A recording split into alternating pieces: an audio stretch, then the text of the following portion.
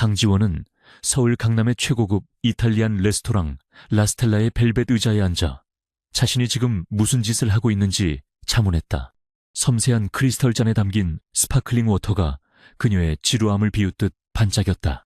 그녀는 YJ그룹 전략기획팀의 평범한 대리, 혹은 그렇게 보이도록 철저히 위장하고 있는 인물이었다. 그녀의 진짜 능력은 회사의 복잡한 데이터 흐름 속에서 미래의 위기와 기회를 동시에 읽어내는 것이었다. 하지만 지금 그녀 앞에는 데이터 대신 머리부터 발끝까지 명품으로 치장한 남자가 앉아 있었다. 남자는 자신의 고가 시계를 은근히 자랑하며 집안의 재력에 대해 떠벌리고 있었다. 이것이 바로 그녀의 어머니가 놓치면 평생 후회할 완벽한 신랑감이라며 등 떠밀어 내보낸 맞선 자리였다. 지원은 속으로 깊은 한숨을 내쉬었다. 그녀는 이 무의미한 시간을 1분 1초라도 빨리 끝내고 싶었다. 지원이 씨는 취미가 뭐예요? 우리 집안은 며느리가 될 사람의 격을 좀 중요하게 생각해서요. 남자가 노골적으로 그녀를 위아래로 훑어보며 물었다. 그의 눈빛에는 오만한 평가가 가득했다. 지원은 이 순간 결심했다. 이 판을 끝내야겠다고. 그녀는 일부러 가장 어리석고 철없는 표정을 지어 보였다. 그녀의 지성을 감추는 연기는 이미 달인의 경지에 올라 있었다. 어머, 저는 쇼핑이 취미예요. 백화점 신상 들어오는 날엔 꼭 가야 하고요. SNS에 예쁜 카페 사진 올리는 것도 좋아해요. 그리고 드라마 보는 거요.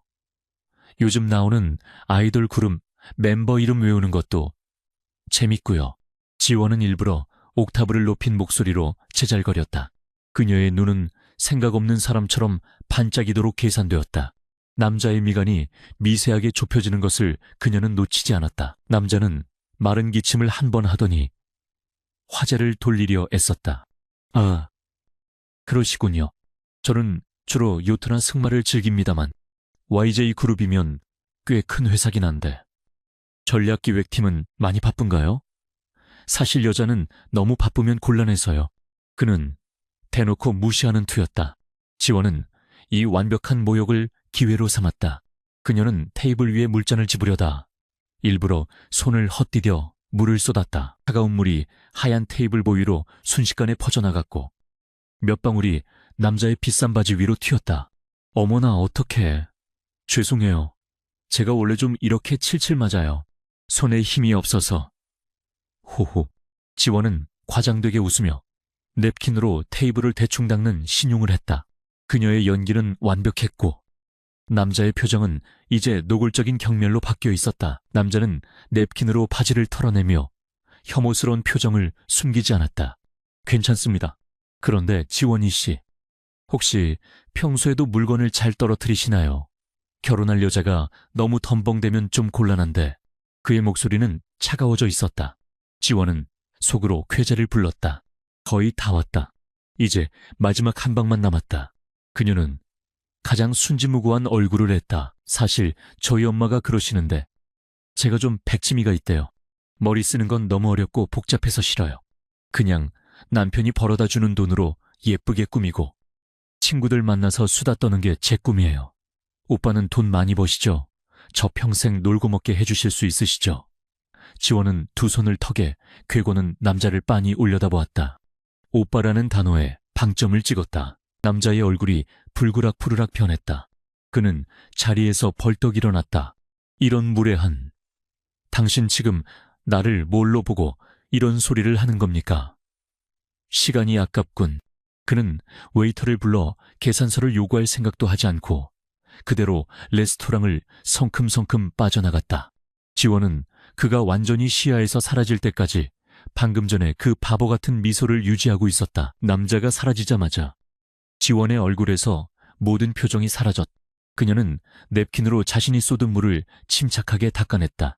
방금 전까지 하이톤으로 제잘되던 목소리는 온데간데 없었다. 그녀의 눈빛은 다시 차갑고 분석적인 전략기획팀 대리의 눈빛으로 돌아와 있었다. 임무 완수. 그녀는 조용히 웨이터를 불러 자신이 마신 물과 식전 빵값을 계산하겠다고 말했다. 이 모든 소동이 벌어지는 동안 레스토랑의 가장 구석진 테이블에 앉은 한 남자가 그 광경을 무심히 지켜보고 있었다. 그는 한태준이었다. 그는 방금 미국 지사에서의 긴급한 문제를 처리하고 막 귀국한 참이었다. 시차 적응도 되지 않은 채 저녁 약속 장소에 나와 있었지만 상대방의 갑작스러운 사정으로 혼자 식사를 하게 된 터였다. 한태준은 처음 저 여자가 레스토랑에 들어설 때부터 눈여겨보았다. 단정하지만 눈에 띄지 않는 옷차림. 그러나 걸음걸이에는 미묘한 자신감이 배어 있었다. 하지만 맞선 상대로 보이는 남자가 도착하자마자 여자는 완전히 다른 사람으로 변했다.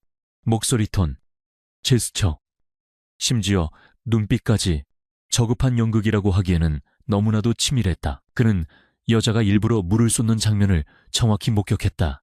그녀의 손목은 물잔을 향해 정확히 움직였지만 마지막 순간에 미세하게 각도를 틀어 잔의 가장 불안정한 부분을 쳤다. 그것은 실수가 아니라 의도된 행동이었다. 그리고 남자를 도발하던 마지막 대사까지 한태준은 흥미롭다는 듯 입꼬리를 살짝 올렸다. 저 여자는 바보가 아니었다. 오히려 그 반대였다. 한태준은 저 여자가 YJ 그룹에 다닌다는 말을 똑똑히 들었다. 자신의 할아버지가 설립한 회사. 그리고 자신이 내일부터 경영을 맡게 될 바로 그 회사였다. 그는 방금 전까지 YJ 그룹 내부의 부패와 비효율성에 대한 보고서를 읽고 있던 참이었다. 저렇게까지 자신을 숨겨야 하는 이유가 뭘까? 혹은 저것이 저 여자의 생존 방식일까? 지원은 계산을 마치고 레스토랑을 나서려 했다. 그녀는 자신의 완벽한 연기에 만족하며 가벼운 발걸음을 옮겼다.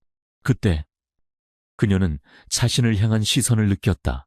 날카롭고 모든 것을 꿰뚫어보는 듯한 시선이었다. 그녀는 반사적으로 시선의 근원지를 돌아보았다. 구석진 테이블, 어둠과 빛의 경계에 한 남자가 앉아 있었다. 두 사람의 시선이 허공에서 부딪혔다. 남자는 완벽하게 재단된 슈트를 입고 있었고 차가운 지성이 얼굴에 그대로 드러나 있었다. 지원은 그 눈빛을 아는 것 같았다. 하지만 그녀는 그가 자신의 연극을 처음부터 끝까지 지켜봤다는 사실을 직감했다. 그녀는 순간적으로 당황했지만 이내 태연한 표정을 되찾고 가볍게 고개를 숙인 뒤 레스토랑을 빠져나왔다. 레스토랑 문이 닫히고 지원의 모습이 사라졌다. 한태준은 와인잔을 들어올렸다. 강지원, YJ그룹 전략기획팀. 그는 방금 웨이터를 통해 알아낸 그녀의 이름을 나지막이 읊조렸다. 그의 머릿속에는 내일 있을 이사회와 YJ그룹 내부의 적들에 대한 복잡한 계산이 가득했지만 방금 전에 그 흥미로운 연극이 작은 파문을 일으켰다. 지원은 레스토랑을 나와 차가운 밤 공기를 들이마셨다. 그녀는 방금 전에 그 남자 한태준의 얼굴을 떠올리려 애썼다. 낯설지 않았다. 분명 어디선가 본 적이 있는 얼굴이었다. 하지만 그것보다 더 중요한 것은 그가 자신의 위장을 목격했다는 사실이었다. YJ 그룹 내에서 그녀는 철저히 존재감 없는 유능한 직원 정도로만 알려져 있었다. 이런 바보 연기는 그녀의 계획에 없던 변수였다. 설마 하는 사람은 아니겠지. 지원은 불안감을 떨쳐내려 했으며 택시를 잡았다. 그녀는 자신의 이중 생활이 얼마나 더 지속될 수 있을지 생각했다. 그녀가 YJ그룹에 입사한 것은 단순히 돈을 벌기 위해서가 아니었다. 아버지의 억울한 죽음과 관련된 무언가가 이 거대한 기업 내부에 숨겨져 있었고 그녀는 그것을 찾기 위해 자신의 모든 재능을 숨기고 때를 기다리고 있었다. 한편 레스토랑에 남은 한태준은 비서를 불렀다. 내일 아침 전략기획팀 강지원 대리에 대한 모든 인사기록과 최근 업무 평가 자료를 내 책상 위에 올려놔. 아주 상세하게. 그의 목소리는 낮고 단호했. 그는 내일부터 시작될 전쟁에서 예상치 못한 변수를 만난 것인지 혹은 예상치 못한 아군을 발견한 것인지 확신할 수 없었다. 지원은 집에 도착하자마자 하이힐을 벗어던지고 냉장고에서 차가운 물을 꺼내 마셨다. 최악의 맞선이었지만 성공적으로 망쳐놓았다. 당분간 어머니의 성화도 잠잠해질 것이다. 그녀는 노트북을 켜고 YJ그룹의 내부망에 접속했다. 그녀가 진짜로 해야 할 일은 지금부터였다. 그녀는 복잡한 재무제표와 내부 보고서들 사이에서 아버지가 남긴 흔적을 찾기 시작했다. 그녀는 데이터의 바다에 빠져들었다. 숫자들이 그녀의 머릿속에서 재조립되며 거대한 음모의 윤곽을 그려내기 시작했다. 그녀는 이 일에 너무 몰두한 나머지 오늘 밤 레스토랑에서 마주쳤던 그 날카로운 시선의 주인이 누구인지, 그리고 그 만남이 자신의 모든 계획을 어떻게 뒤흔들게 될지 전혀 예상하지 못하고 있었다. 다음 날 아침, 강지원은 평소와 다름없이 무채색의 정장을 입고 YJ그룹 본사 로비로 들어섰다. 어젯밤의 백치미는 온데간데 없고 지적이고 차분한 직장인의 모습만이 남아있었다. 그녀의 귀에는 회사가 술렁이는 소리가 들려왔다. 들었어. 오늘 신임 CEO가 첫 출근한대. 미국에서 온 낙하산이라던데. 이름이 한태준이라고 했던가. 회장님 손자라던데. 지원은 그 이름에 심장이 쿵 내려앉는 것을 느꼈다. 한태준. 그녀는 그 이름을 기억했다. 몇 년 전 대학 시절 내내 학과 수석을 다투던 라이벌, 냉철하고 오만하며 그 누구에게도 속내를 드러내지 않았던 남자. 설마 그녀는 고개를 저었다. 동명이 인이겠지. 그녀가 아는 한태준이 이런 거대 기업의 CEO로 올 리가 없었다. 그녀가 사무실에 도착했을 때 팀 전체에 긴급 공지가 내려왔다. 10시 전 직원 강당 집합, 신임 CEO 취임 연설. 지원은 자신의 자리에서 조용히 숨을 골랐다. 그녀의 직감이 불길한 경고를 보내고 있었다. 만약, 아주 만약에 어젯밤 레스토랑의 그 남자와 대학 시절의 그 라이벌, 그리고 오늘의 신임 CEO가 모두 같은 사람이라면 강당은 긴장감으로 가득 차 있었다. 임원들이 앞자리에 도열해 있었고 직원들은 뒤에서 수군거리고 있었다. 특히 만성적인 적자에 시달리던 YJ그룹의 현 상황을 타개할 구원투수라는 소문 때문에 모두의 기대와 우려가 교차했다. 지원은 최대한 눈에 띄지 않는 구석에 자리를 잡았다. 그녀는 단지 이 모든 상황이 자신의 착각이기를 바랄 뿐이었다. 단상이 밝아지고 사회자가 신임 CEO를 소개했다. YJ그룹을 새로운 미래로 이끌어주실 한태준 신임 CEO님을 소개합니다. 강당의 모든 조명이 한 남자에게로 집중되었다. 그가 무대 위로 걸어 나왔다. 어젯밤 레스토랑에서 보았던 완벽한 슈트 차림, 그 차가운 얼굴, 그리고 모든 것을 꿰뚫어보던 그 눈빛. 강지원은 숨을 멈췄다. 어젯밤 맞선 자리에서 최악의 바보 연기를 펼쳤던 레스토랑, 그곳에서 자신의 모든 것을 목격했던 남자, 그리고 대학 시절 내내 지독하게 경쟁했던 라이벌, 그가 바로 YJ그룹의 새로운 최고 경영자 한태준이었다. 한태준은 연설을 시작하기 전 무대 아래의 직원들을 천천히 훑어보았다. 그의 시선이 강당 구석, 수많은 직원들 사이에 섞여있는 지원을 정확히 찾아냈다. 그의 눈빛은 어젯밤과 변함없이 차갑고 분석적이었다. 하지만 그 입가에는 아주 희미하고도 알 수 없는 미소가 걸려 있었다. 지원은 깨달았다. 자신의 가장 완벽했던 위장이 가장 치명적인 순간에 가장 위험한 인물에게 발각되었다는 것을. 그녀의 조용했던 복수 계획에 거대한 태풍이 몰아치기 시작했다. 강지원은 숨이 멎는 것 같았다. 어젯밤 레스토랑에서의 그 남자, 대학 시절 단 한 번도 자신을 앞서가지 못하게 만들었던 지독한 라이벌, 그리고 지금 YJ그룹의 운명을 쥔 신임 CEO, 세 개의 다른 인물이 하나의 얼굴로 겹쳐졌다. 강당의 공기가 희박해지는 듯했다. 그녀는 자신의 완벽했던 위장이 하룻밤 사이에 가장 최악의 인물에게 간파당했음을 깨달았다. 한태준은 미동도 없이 연설을 시작했다. 그의 목소리는 낮고 차가웠지만 강당 전체를 압도했다. 그는 따뜻한 격려나 희망찬 미래 대신 YJ그룹 내부에 만연한 부패와 비효율을 거론했다. 그는 숨어있는 적들을 색출하고 썩은 뿌리를 도려내겠다고 선언했다. 그 어떤 타협도 없을 것이라는 강력한 경고였다. 그의 시선은 날카로운 칼처럼 강당을 훑었다. 오늘부로 YJ그룹의 모든 프로젝트는 원점에서 재검토될 것입니다. 또한 감사팀은 외부 전문 인력으로 전면 교체하여 즉각적인 내부 감사에 착수할 것입니다. 태준의 선언에 앞줄에 앉은 임원들의 얼굴이 눈에 띄게 굳어졌다. 지원은 그들 사이에 앉은 박 부사장의 얼굴이 분노로 창백해지는 것을 놓치지 않았다. 지원은 마른 침을 삼켰다.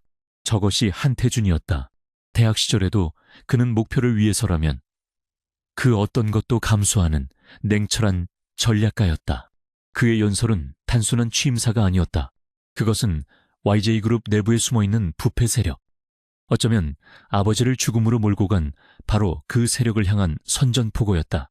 그리고 자신은 그의 레이더에 포착된 변수가 되었다. 연설이 끝나고 직원들은 웅성거리며 강당을 빠져나왔다. 살벌하다. 피바람이 불겠어. 낙하산이라더니 그냥 온 게 아니었어. 모두가 신임 CEO의 냉혹함에 대해 속삭였다. 지원은 인파 속에 섞여 조용히 자신의 자리로 돌아왔다. 그녀는 그 어느 때보다도 더 철저하게 자신을 존재감 없는 강대리로 위장해야 했다. 한태준의 시선이 마치 등 뒤에 꽂히는 것 같았다. 그녀는 모니터를 켰지만 숫자들이 눈에 들어오지 않았다.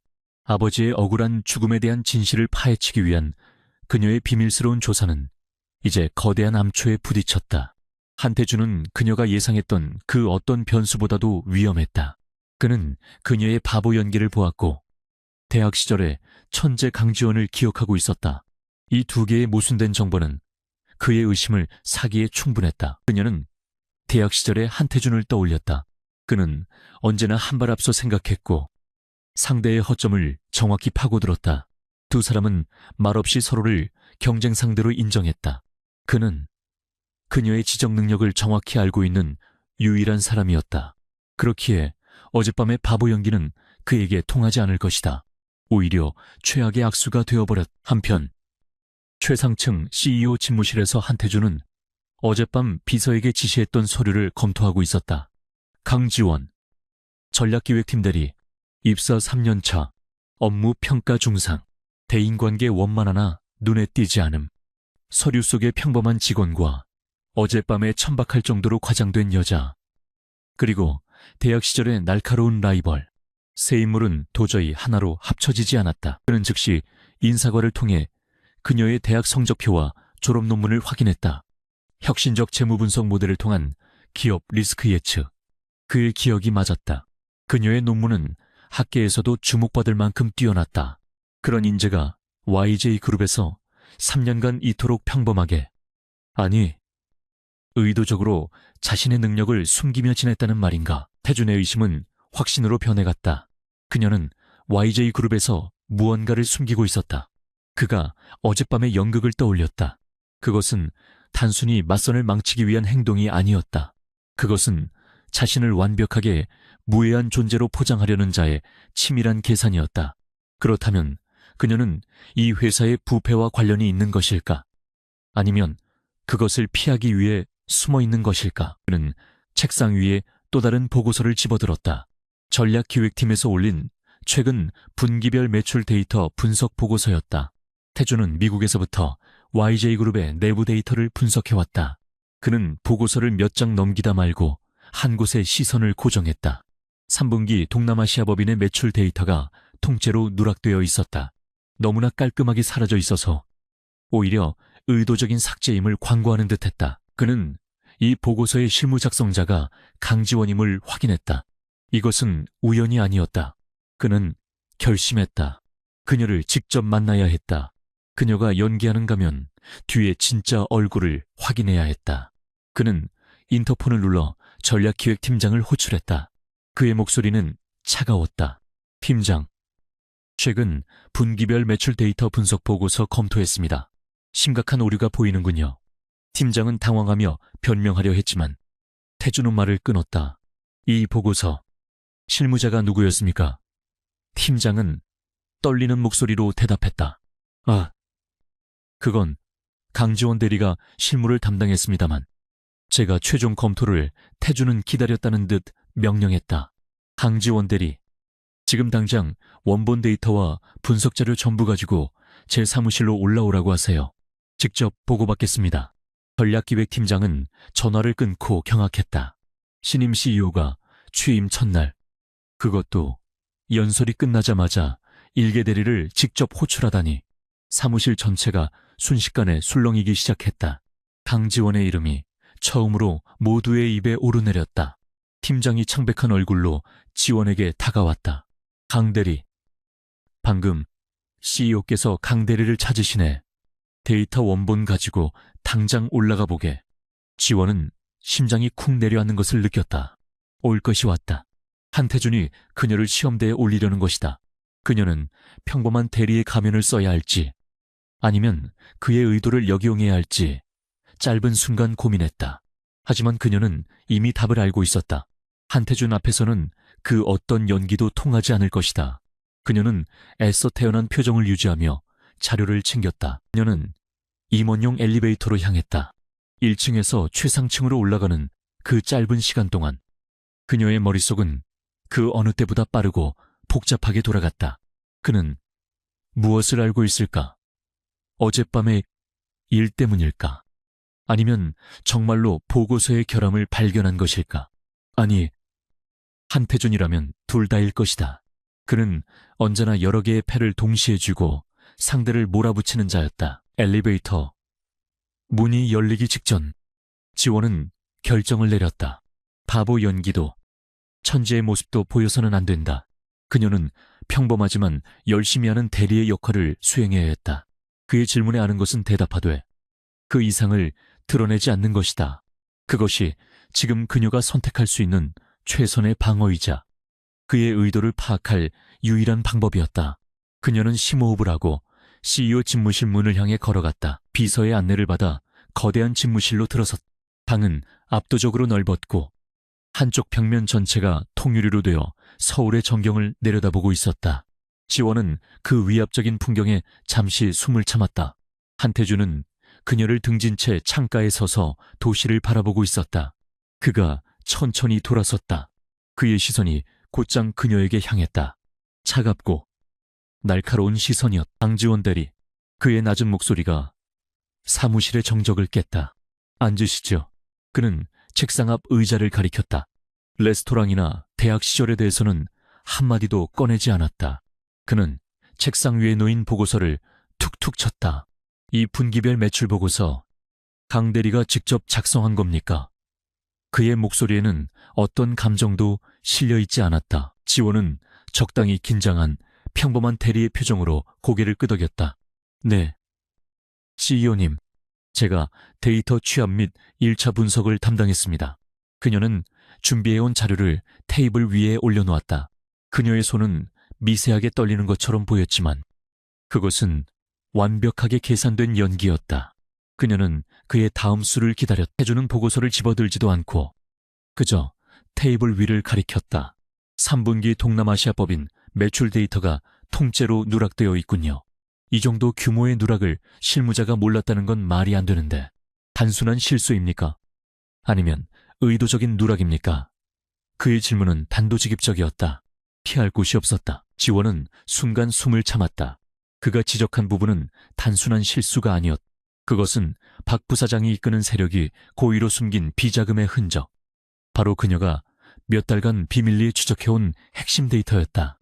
한태준은 취임 첫날 단 몇 시간 만에 YJ그룹의 가장 깊은 상처를 정확히 찢어 밝힌 것이다.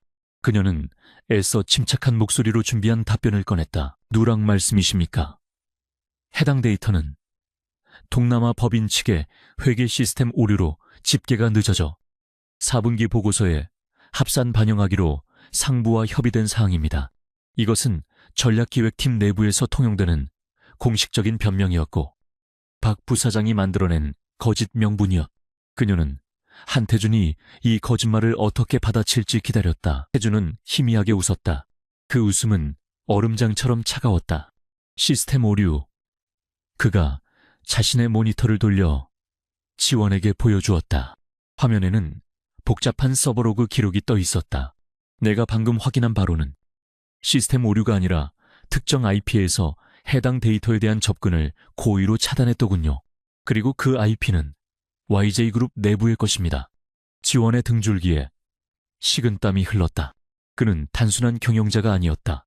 그는 데이터의 흐름을 직접 읽을 수 있는 기술까지 갖추고 있었다. 그녀의 방어막이 순식간에 무너졌다. 그녀가 입을 열기도 전에 태준이 몸을 앞으로 살짝 숙였다. 그의 눈이 지원을 정면으로 꿰뚫었다.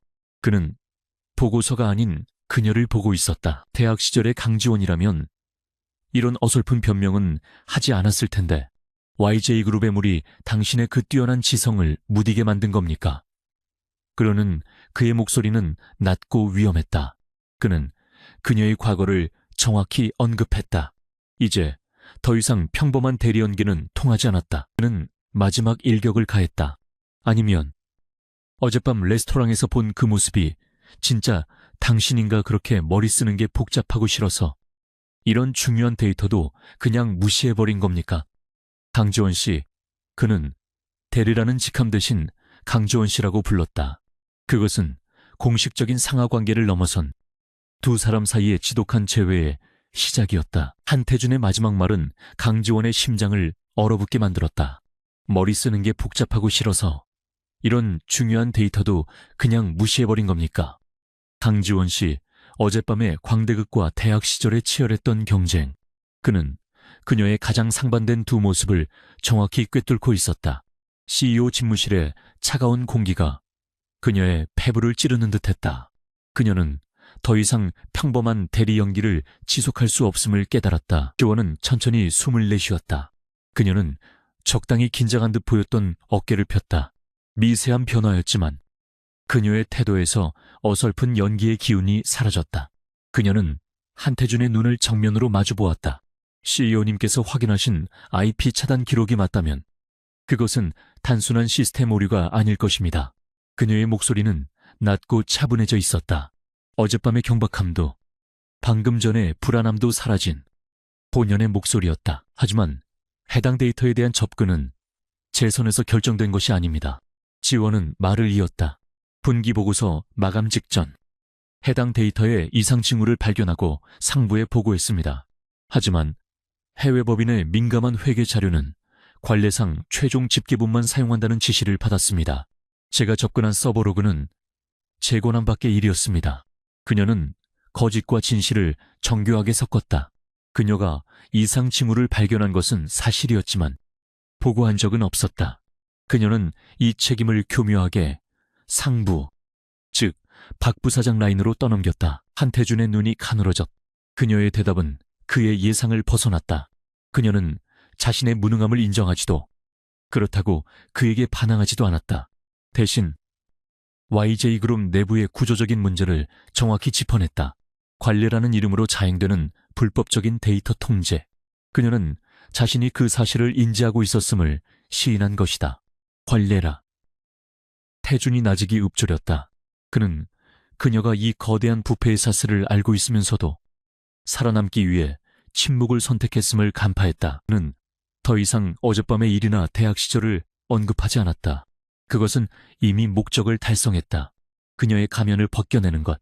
그는 책상 위에 보고서를 다시 집어들었다. 강지원 대리, 당신의 상부가 누구인지는 중요하지 않습니다.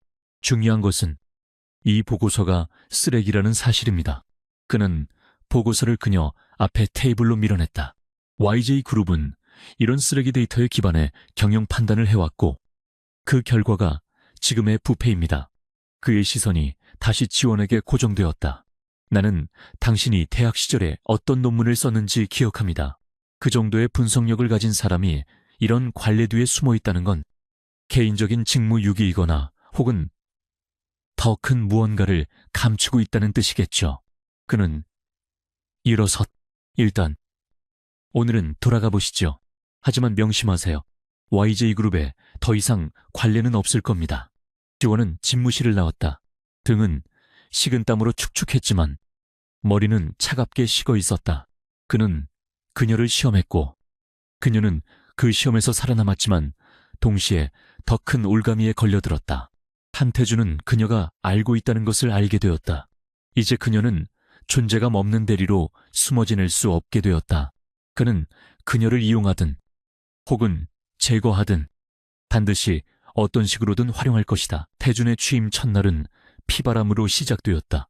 그의 연설대로 기존 감사팀 전원이 당일부로 대기 발령 조치되었다. 다음 날 아침 정체를 알 수 없는 날카로운 인상의 외부 회계 법인팀이 1층 로비를 통과했다. 그들은 마치 상어 때처럼 회사의 모든 자료에 접근하기 시작했다. YJ그룹 전체가 공포에 휩싸였다. 직원들은 숨을 죽였고 특히 임원들 사이에서는 노골적인 불만이 터져나왔다. 박 부사장은 자신의 집무실에서 값비싼 시가를 태우며 창밖을 내다봤다. 어린 놈이 겁대가리 없이 날뛰는군. 그는 비밀리에 자신의 라인에 있는 임원들을 소집했다. 한태준이 겨우 며칠 만에 뭘 찾아낼 수 있을 것 같나. 그는 이 회사의 뿌리를 몰라. 외부에서 온 애송이일 뿐이야. 그는 자신만만했지만 어딘지 모르게 불안감을 감추지 못했다. 그는 자신의 충실한 부하인 전략기획팀장에게 은밀히 지시했다. 강지원이란 대리, 그 계집애 요즘 뭐하고 다니는지 똑똑히 감시해. 한편 지원은 자신의 자리에서 폭풍의 눈 한가운데 있는 듯한 고요함을 유지하려 애썼다. 한태준과의 만남 이후 그녀는 자신의 비밀 조사가 더 이상 안전하지 않다는 것을 깨달았다. 그녀는 박 부사장이 자신을 감시하기 시작했음을 직감했다. 동시에 한태준 역시 그녀를 지켜보고 있을 것이다. 그녀는 양쪽의 감시망 사이에서 아슬아슬한 줄타기를 해야 했다. 그녀는 아버지의 죽음에 대한 단서를 찾기 위해 일부러 가장 한직으로 보이지만 실제로는 회사의 모든 데이터가 거쳐가는 전략기획팀을 선택했었다. 그녀는 지난 3년간 아무도 눈치채지 못하게 조금씩 데이터베이스의 뒷문을 파고들었다. 그리고 마침내 박 부사장이 동남아 법인을 통해 거대한 비자금을 조성하고 있다는 심증을 굳혔다. 한태준이 지적한 누락된 데이터가 바로 그 핵심 증거의 입구였다. 그날 밤 지원은 모두가 퇴근한 사무실에 홀로 남았다. 한태준이 불러온 외부 감사팀이 모든 서버로그를 뒤지기 시작하면 그녀가 몰래 심어둔 백도어나 접속 흔적도 발각될 위험이 있었다. 그녀는 마지막으로 한 번 더 위험을 감수하기로 결심했다. 그녀는 자신이 만든 프로그램을 실행시켰다. YJ그룹의 메인 서버가 매일 밤 자정에 실행하는 자동 백업 시스템의 허점을 이용하는 프로그램이었다. 그녀의 손가락이 키보드 위를 빠르게 움직였다. 그녀는 단순한 데이터가 아니라 박 부사장의 개인 비서실 서버에 숨겨진 그림자 장부를 노리고 있었다. 몇 달간의 노력 끝에 알아낸 방화벽의 가장 약한 골이었다. 그녀의 프로그램이 실행되고 모니터의 복잡한 코드들이 폭포수처럼 쏟아졌다. 그녀는 초조하게 진행률 표시줄을 바라보았다. 바로 그때였다. Access denied. 접근 거부. 그리고 동시에 그녀의 화면에 경고창이 번쩍였다. 보안 침해, 시도 감지. 관리자에게 보고됨. 심장이 바닥으로 떨어지는 것 같았다. 박 부사장의 보안팀이 눈치챈 것일까? 아니면 한태준의 감사팀일까? 그녀는 즉시 모든 연결을 끊고 자신의 접속 로그를 삭제하기 시작했다. 그녀가 간신히 흔적을 지우고 있을 때 사무실 전화벨이 날카롭게 울렸다. 심야의 사무실을 가득 채운 소름 끼치는 소리였다. 발신자는 CEO 집무실이었다. 지원은 떨리는 손으로 수화기를 들었다. 전략기획팀 강지원입니다. 수화기 너머에서는 아무 소리도 들리지 않았다. 잠시 후 한태준의 낮고 차가운 목소리가 들려왔다. 아직 퇴근 안 했군요. 강대리는 그녀의 시도를 알고 있는 것일까? 무슨 일로 지원의 목소리가 미세하게 떨렸다. 방금 내 보안팀으로부터 흥미로운 보고를 받았습니다. 누군가 박 부사장의 개인 서버에 접근하려다 실패했다더군요. 아주 정교한 방식이었습니다. 지원은 숨을 쉴 수 없었다. 걸렸다. 완벽하게 걸렸다. 그녀는 자신의 경력이, 아니 어쩌면 그 이상이 끝장났다고 생각했다. 하지만 태준의 다음 말은 예상 밖이었다. 그래서 말인데, 강 대리, 당신의 능력을 시험해 볼 만한 일이 생겼습니다. 지원은 혼란스러웠다. 그는 그녀를 비난하는 대신 시험을 말하고 있었다. 방금 전사 전략기획팀 메일로 자료 요청을 하나 보냈습니다. 확인해 보세요. 그 말만 남기고 전화는 끊겼다. 지원은 떨리는 손으로 메일함을 열었다. CEO 특별 지시 전 해외 자회사 5개년 성장 예측 대비 실적 비교 및 리스크 분석 보고서 제출 기한 48시간. 지원의 눈이 커졌다. 이것은 불가능한 임무였다. 최소 수개월이 걸릴 방대한 작업이었다. 팀 전체가 매달려도 48시간 안에는 불가능했다. 그녀는 메일의 첨부 파일을 열었다. 그것은 거대한 원본 데이터, 로 데이터 덩어리였다. 그리고 그녀는 깨달았다. 한태준이 그녀에게 보낸 이 데이터는 YJ그룹의 공식 서버에는 존재하지 않는 그가 개인적으로 확보한 진짜 데이터였다. 그리고 그 안에는 그녀가 그토록 접근하려 했던 누락된 동남아 법인의 원본 기록이 포함되어 있었다. 이것은 단순한 업무 지시가 아니었다. 한태준은 그녀의 야간 작업을 눈 감아주는 대가로 그녀의 진짜 실력을 요구한 것이다. 그는 그녀가 박 부사장의 서버를 해킹하려 한 것을 박 부사장의 적이라는 증거로 받아들인 것이다. 동시에 이것은 덧치었다. 그녀가 이 보고서를 48시간 안에 완성해낸다면 그것은 그녀가 이 복잡한 데이터 속의 비리를 이미 알고 있었거나 혹은 그것을 분석해낼 능력이 있다는 것을 공식적으로 인정하는 셈이 되었다. 그녀가 고민에 빠져 있을 때 또 다른 메일이 도착했다. 발신자는 박 부사장이었다. 그는 CEO의 비현실적인 지시를 비꼬면서 효율적인 업무 처리를 위해 전략기획팀이 기존의 공식 요약 보고서를 참조할 것을 권고했다. 그것은 명백한 협박이었다. 자신이 조작해놓은 자료 외에는 들여다보지 말라는 경고였다. 강지원은 2개의 모니터를 번갈아 보았다. 한쪽에는 그녀의 능력을 시험하며 진실을 요구하는 한태준의 불가능한 과제가, 다른 한쪽에는 진실을 덮으려 하는 박 부사장의 조작된 자료가 있었다. 그녀는 더 이상 숨을 곳이 없었다. 어젯밤의 바보 연기도, 3년간의 평범한 대리 연기도 이제 끝났다. 그녀는 이 위험한 게임의 한가운데로 걸어 들어가야 했다. 그녀는 한태준이 보낸 원본 데이터 파일을 열었다. 그녀의 손가락이 다시 키보드 위에서 춤을 추기 시작했다. 강지원의 48시간은 지옥과도 같았다. YJ그룹 본사 17층 전략기획팀에 불은 꺼지지 않았다. 그녀는 커피와 에너지 드링크로 버티며 한태준이 던져준 방대한 양의 원본 데이터를 파고들었다. 그녀의 모니터는 숫자의 폭포로 변했다. 다른 직원들이었다면 데이터의 양에 압도당해 시작조차 못했을 것이다. 하지만 강지원은 달랐다. 이것은 그녀에게 혼돈이 아니었다. 이것은 그녀가 지난 3년간 찾아 헤맨 진실의 조각들이었다. 한태준이 보낸 데이터는 공식 서버의 기록과 교묘하게 달랐다. 누군가가 의도적으로 조작한 흔적과 그 원본이 함께 존재했다. 박 부사장이 남긴 덫과 그것을 뚫고 들어온 한태준의 칼이 동시에 그녀의 손에 쥐어진 것이다. 그녀의 손가락이 키보드 위에서 보이지 않을 속도로 움직였다. 그녀는 2개의 보고서를 동시에 작성했다. 하나는 박 부사장이 권고한 대로 조작된 요약 데이터를 기반으로 한 공식 보고서였다. 겉보기에는 완벽했지만 핵심적인 위험은 모두 비껴나가는 영혼 없는 문서였다. 박 부사장은 이런 보고서를 원할 터였다. 그리고 2번째 보고서, 이것이 진짜였다. 그녀는 한태준이 보낸 원본 데이터를 기반으로 YJ그룹 5계좌 회사의 실제 현금 흐름을 역추적했다. 그녀의 분석 모델이 돌아가자 숨겨져 있던 패턴이 드러나기 시작했다. 특히 그녀가 접근하려 했던 동남아 법인의 데이터는 충격적이었다.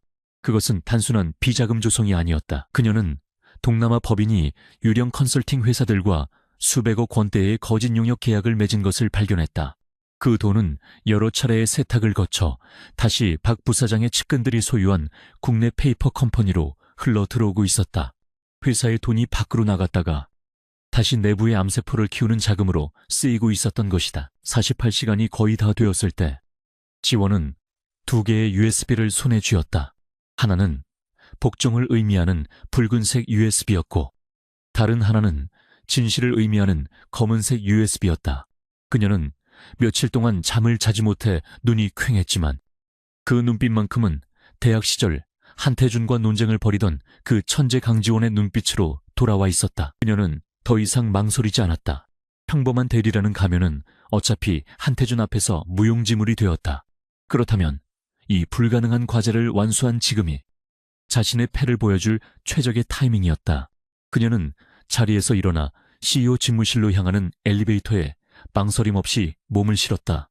그녀는 호출을 기다리지 않았다. 그녀가 직접 대면을 선택한 것이다. CEO님, 강지원입니다. 요청하신 보고서 완료되었습니다. 그녀는 인터폰을 통해 비서에게 용건을 알렸다. 그녀의 목소리에는 이틀 전의 불안함이나 긴장감이 전혀 남아있지 않았다. 오히려 차갑고 단호한 자신감이 배어 있었다. 비서는 당황했지만 곧이어 집무실 문이 열렸다. 한태준은 이미 그녀를 기다리고 있었다는 듯 책상에 앉아 있었다. 48시간을 정확히 채웠군요. 강 대리, 태준이 그녀를 바라보며 말했다. 그의 표정은 여전히 읽기 어려웠다. 그래서 당신이 가져온 답은 무엇입니까? YJ그룹의 5개년 성장 전략입니까? 아니면 변명입니까?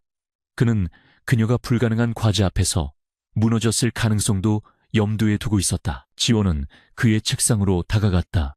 그녀는 이틀 전처럼 의자 끝에 불안하게 걸터앉지 않았다.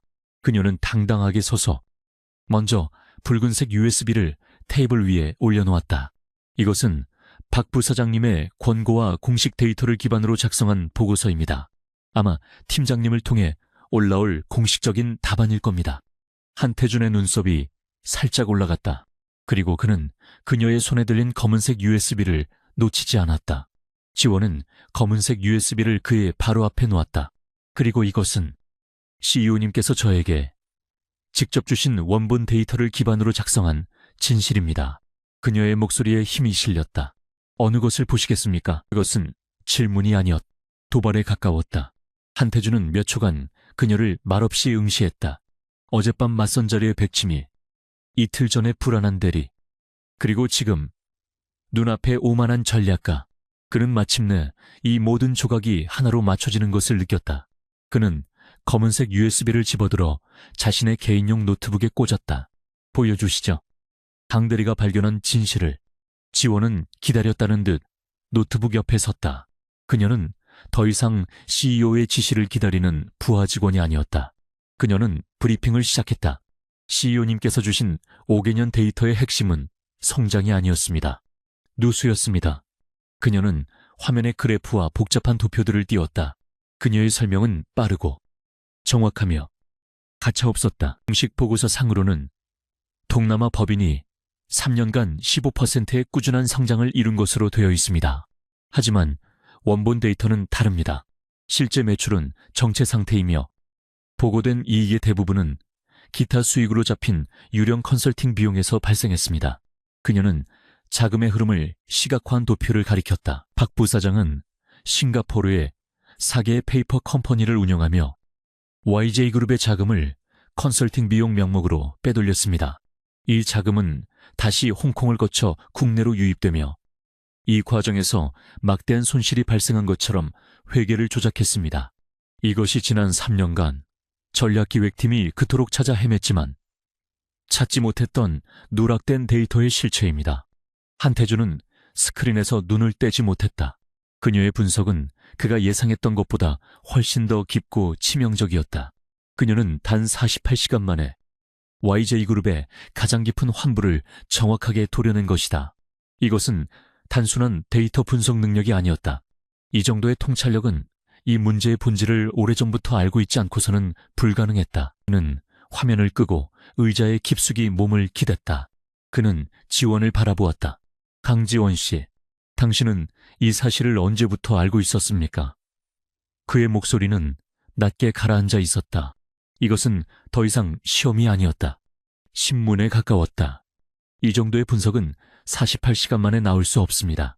당신은 YJ그룹에 입사할 때부터 이 사실을 알고 있었습니까? 지원은 숨을 골랐다. 이제 마지막 가면까지 벗을 시간이었다. 전부 알지는 못했습니다. 하지만 의심하고 있었습니다. 그녀는 시선을 피하지 않았다. 3년 전, 제 아버지가 돌아가셨습니다.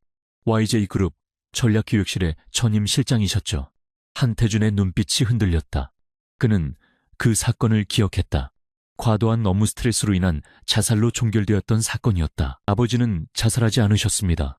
지원의 목소리가 얼음장처럼 차가워졌다.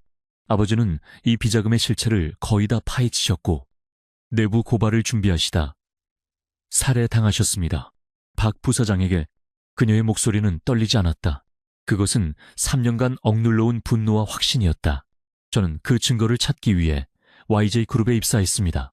그리고 제 능력을 숨기기 위해 필요할 때는 바보 연기도 마다하지 않았습니다. 집무실에는 무거운 침묵이 흘렀다.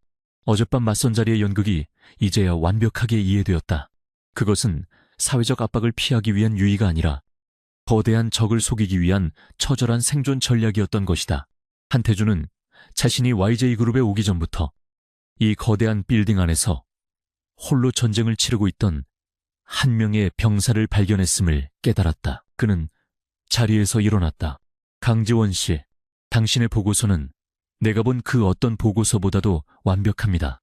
그는 노트북에서 검은색 USB를 뽑아 그녀에게 돌려주었다. 하지만 이 보고서는 지금 당장 파괴해야 합니다. 지원의 눈이 커졌다. 무슨 말씀이십니까? 태준은 창가로 걸어갔다. 이것은 보고서가 아닙니다. 이건 박 부사장의 목에 겨눠진 칼입니다. 그리고 이 칼을 지금 휘두르면 당신의 목숨도 보장할 수 없습니다. 그는 돌아섰다. 그의 눈빛은 더 이상 그녀를 시험하지 않았다. 그의 눈에는 차가운 전략가의 빛이 번뜩였다. 당신이 대학 시절에 어떤 사람이었는지 기억합니다.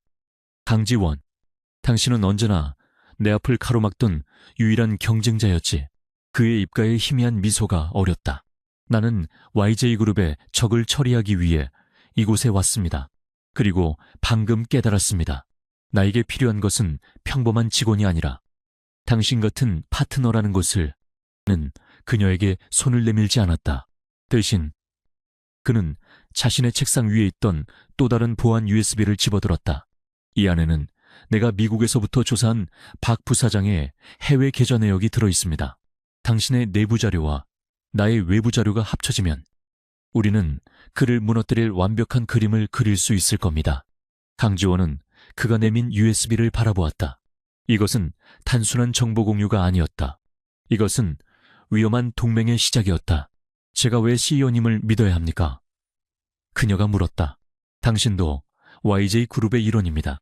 회장님의 손자시죠? 태준은 고개를 저었다. 나는 YJ그룹을 구하러 온 게 아닙니다. 나는 내 할아버지의 회사를 좀먹는 기생충들을 박멸하러 왔습니다.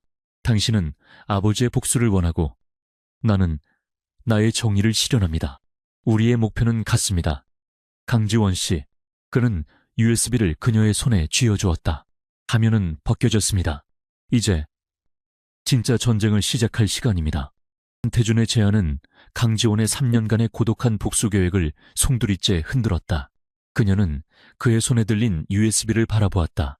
저 안에는 그녀가 그토록 찾아 헤맨 아버지의 죽음과 관련된 진실의 나머지 절반이 들어있을 터였다.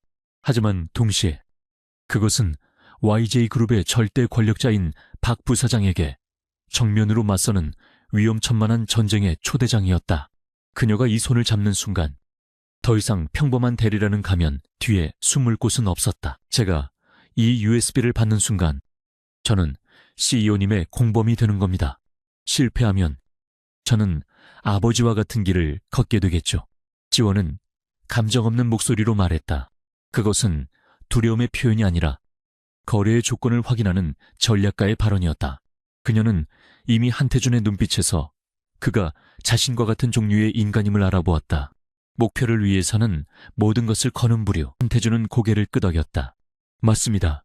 하지만 당신은 혼자가 아닐 겁니다. 나는 당신의 방패막이가 되어줄 생각 따위는 없어. 대신 당신에게 검을 쥐어주지. 박 부사장의 목을 칠 수 있는 가장 날카로운 검을. 그는 그녀의 망설임을 꿰뚫어 보았다.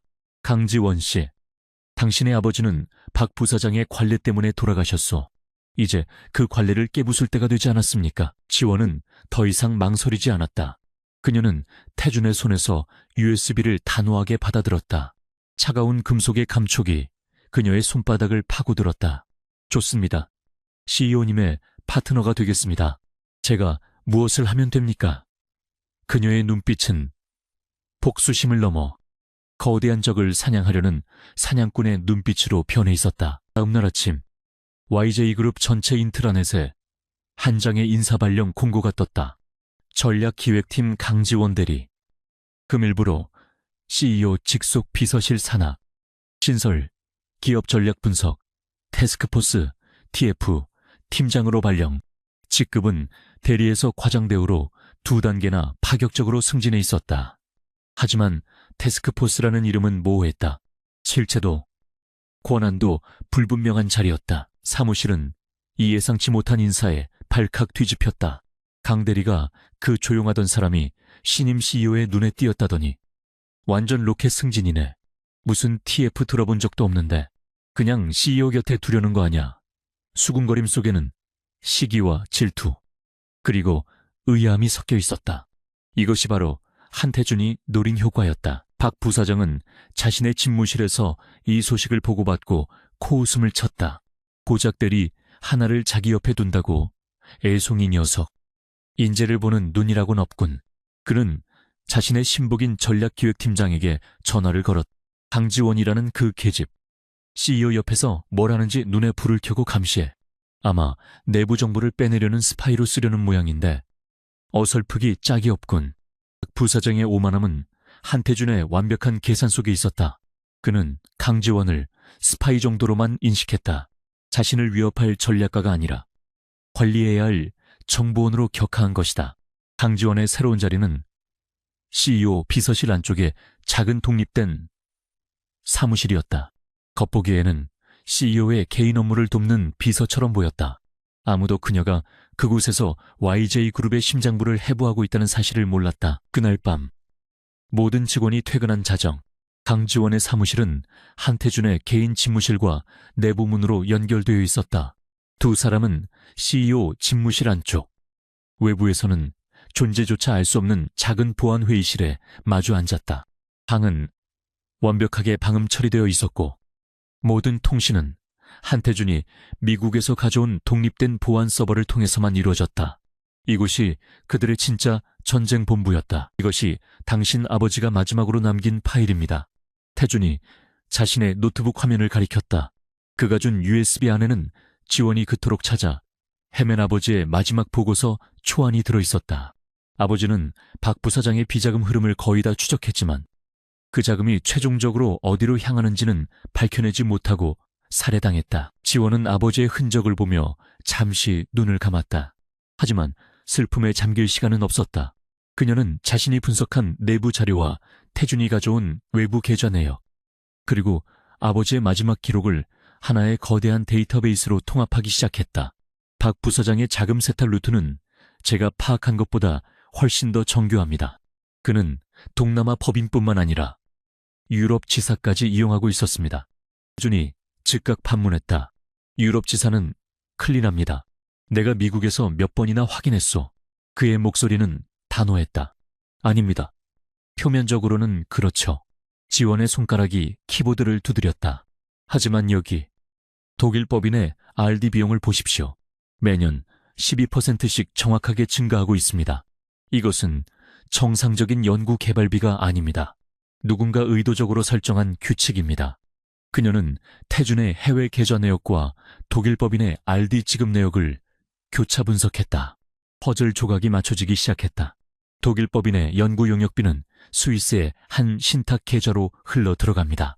그리고 그 신탁 계좌의 소유주는 CEO님께서 저에게 주신 리스트에 있군요. 박 부서장의 아들 박성진입니다. 태준의 표정이 처음으로 굳어졌다.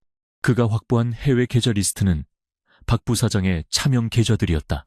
하지만 아들의 실명 계좌, 그것도 스위스 신탁 계좌와 독일 법인이 연결되어 있을 줄은 몰랐다.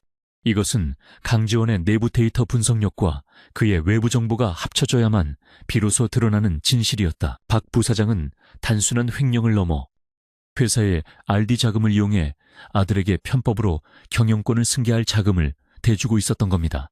지원이 차갑게 결론 내렸다. 그는 YJ그룹을 통째로 삼킬 계획이었습니다.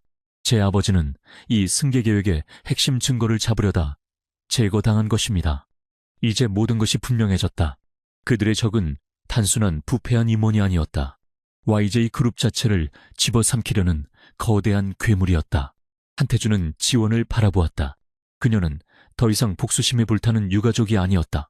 그녀는 적의 심장을 꿰뚫는 가장 날카로운 칼날, 그의 유일한 전략가였다. 좋습니다.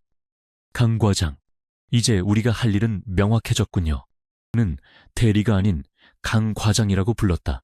그것은 그들의 비밀 동맹이 공식적으로 시작되었음을 알리는 신호였다. 우리는 박 부사장이 스스로 무너지도록 만들어야 합니다. 그가 가장 신뢰하는 무기, 바로 그 돈을 이용해서 말입니다. 태준의 눈이 차갑게 빛났다. 그의 자금줄부터 하나씩 끊어버립시다. 두 사람은 밤이 새는 줄도 모르고 YJ그룹의 거대한 암흑 속으로 더 깊이 파고들었다. 강지원은 자신의 가짜 승진을 의심의 눈초리로 바라보는 사무실 동료들을 떠올렸다. 그리고 자신을 한낱 스파이 정도로 취급하는 박 부사장의 오만한 얼굴을 생각했다. 그들은 아무도 몰랐다. YJ그룹의 가장 어두운 곳에서 가장 강력한 두 뇌가 하나로 합쳐져 거대한 반격의 칼을 갈고 있다는 사실을 비밀 동맹이 결성된 후 한태준과 강지원은 즉시 행동에 들어갔다. 그들의 첫 번째 목표는 박 부사장의 가장 은밀하고도 중요한 자금줄, 바로 독일 법인의 RD 비용으로 위장된 스위스 신탁 계좌였다. YJ그룹의 거대한 몸체에 숨겨진 가장 치명적인 암세포였다. 두 사람은 CEO 집무실 안쪽의 보안 회의실에서 밤샘 작업을 이어갔다. 독일 법인에 대한 감사는 CEO인 내가 직접 지시할 겁니다. 명분은 RD 예산 효율성 재검토로 하죠. 한태준이 차가운 목소리로 말했다. 강 과장이 지목한 유령 회사들과의 계약서 원본, 그리고 박성진의 신탁 계좌로 연결되는 자금 흐름, 이 두 가지만 집중적으로 파고들도록 외부 감사팀에 비밀리에 지시하겠습니다. 지원은 동의했. 박 부사장은 분명 반발할 겁니다. 하지만 이것은 CEO의 고유 권한입니다. 그가 공개적으로 반대할수록 자신이 그 비자금과 연관되어 있음을 자인하는 꼴이 되겠죠. 그녀의 분석은 냉철했다. 그는 자신이 노출되었다는 사실보다 누가 이 정보를 CEO에게 주었는지를 더 궁금해할 겁니다. 한태준의 명령은 즉각적으로 실행되었다. 그가 신뢰하는 외부 감사팀이 독일 프랑크푸르트 지사로 급파되었다. 공식적인 감사의 칼날은 YJ그룹의 심장부를 향하지 않은 것처럼 보였다. 하지만 박 부사장은 이 소식을 듣자마자 자신의 집무실에서 모든 것을 집어던질 듯이 분노했다. 그는 즉시 독일 지사장에게 전화를 걸어 상황을 파악했다. 감사팀이 정확히 GS 컨설팅과의 계약서 원본만 요구하고 있습니다. 독일 지사장의 목소리는 공포에 질려 있었다. 박 부사장의 손에서 시가가 떨어졌다. GS 컨설팅은 바로 스위스 신탁 계좌로 자금을 보내는 핵심 유령 회사였다. 한태준, 그 엘송이가 정확히 급소를 찔러온 것이다. 박 부사장은 이가 갈리는 것을 느꼈다. 한태준은 미국에서 막 돌아왔다. 이 복잡하고 은밀한 자금 흐름을 그가 혼자 파악했을 리가 없었다. 그는 자신의 정보망을 총동원했다. 그리고 모든 정보의 흐름은 한 곳을 가리키고 있었다. CEO, 직속 기업 전략 분석, TF 팀장. 파격적인 승진으로 자신의 눈앞에서 사라진 바로 그 조용했던 여자. 강지원. 박 부사장은 그 이름을 아직이 읊조렸다. 그는 전략기획팀장을 호출했다.